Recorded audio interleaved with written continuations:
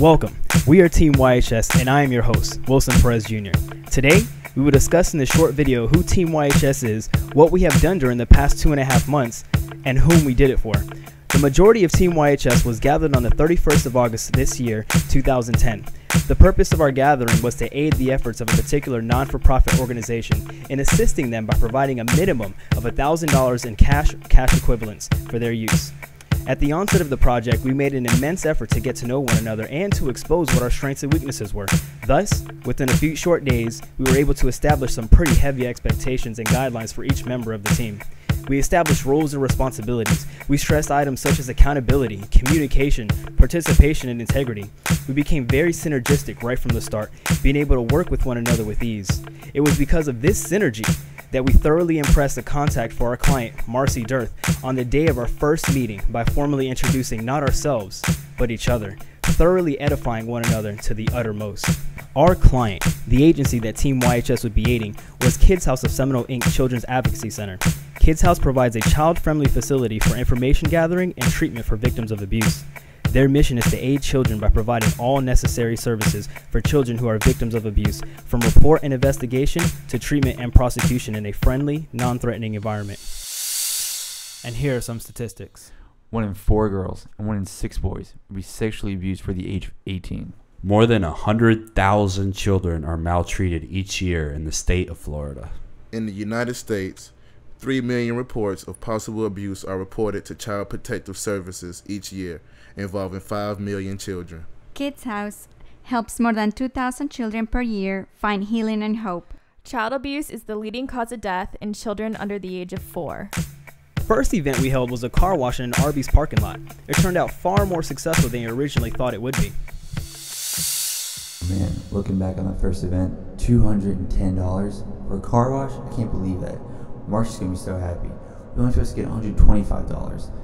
I gotta hand it to UCF.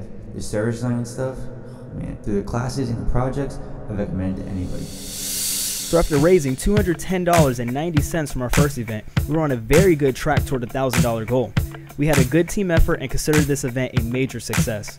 Our second event was another car wash. We thought we could match the success of our first car wash and be almost halfway done in our fundraising, but unfortunately, this was not the case. Where are all the cars today? This is supposed to be a car wash, and I haven't seen a car all day. This must be a bad location. But whoever thought we would make only $30, especially considering how much money we made in the last car wash? Well, the second car wash didn't turn out like we wanted, but we were $30 closer to our goal. It must have been the location that sabotaged our event. Our next event was a spirit night at Chick-fil-A, where we would receive a percentage of the profits generated between 6 and 8 p.m. of that night. This food is so good. I love Chick-fil-A. I'm so glad we were able to host this fundraiser here, but we only made $24.50.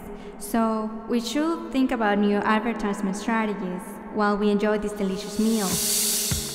Now, at this point in time, we have raised almost $400. We still had a few more events planned, and our $1,000 goal was well within reach.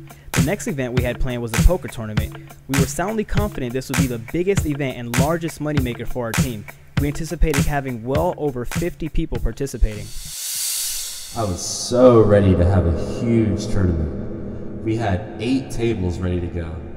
It took much longer than expected to secure a place, so we were unable to market the event effectively.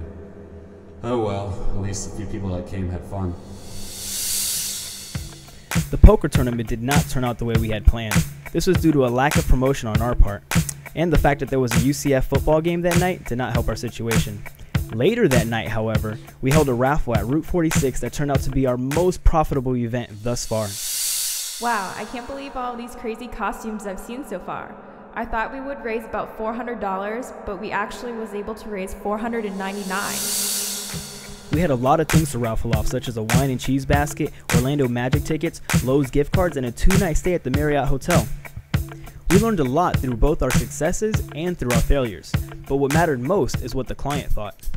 What our client needed was money, and we not only met our client's need of $1,000, but we exceeded our goal and actually raised $1,050.79. Our client was pleased with our performance, and she loved our creativity and devotion to this project throughout the semester. So, how does this all pertain to UCF College of Business students?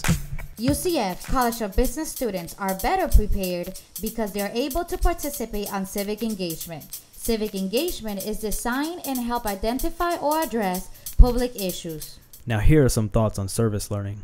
Gratifying. It's truly one of a kind. A selfless act of applying learned knowledge. A rewarding experience. Giving back to the community. Our civic responsibility. Now, let's reflect on what we've learned these past couple of months. The most important thing that I learned throughout the course of this entire project is this. SMART goals are the key to being successful. With the skills and the knowledge learned through this class, I cannot wait to see what the future has to hold. Being in a group with people from many different origins has taught me a lot about how to reach a destination or a common goal. This semester I learned the importance of teamwork.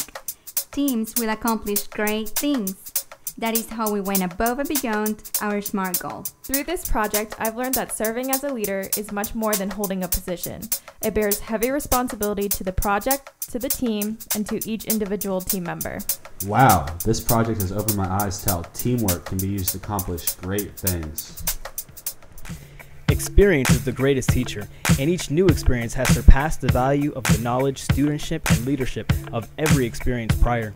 The same is true for this project, as each new experience incorporates within itself all preceding experiences of all business and life lessons learned and practiced.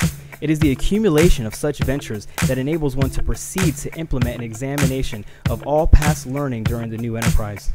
This is also the case for Cornerstone, as we were able to have an opportunity to do just that in becoming project managers, being able to teach, learn, and gain in all facets of experience that will be useful in times to come.